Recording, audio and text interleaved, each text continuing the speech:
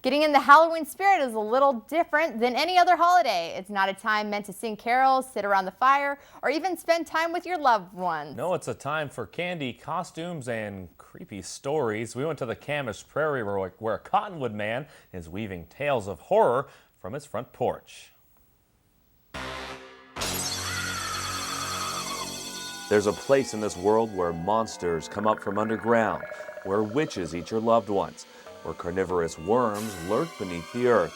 It's a place you may have heard of, and it's called Craig Mountain. Don't believe me? Ask local author Michael Lamping. It's all detailed in his first book, The Witch's Garden, 9 short stories about what's known in the fiction world as the Craig Mountain Triangle. Like the Bermuda Triangle.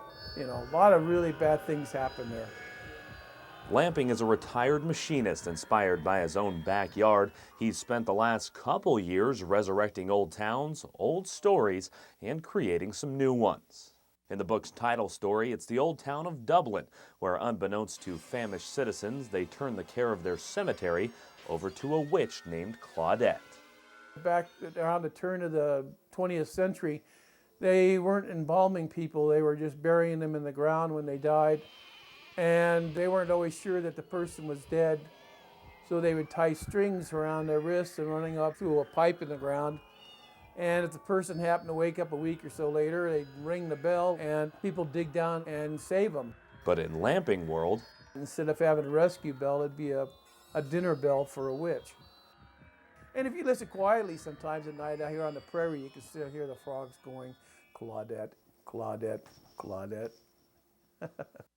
in other stories, Lamping references abandoned grain towers, cities like Rubens, Kamiah, and Kuski, and even puts a twist on the giant Palouse earthworm. The background and places are all true in his book.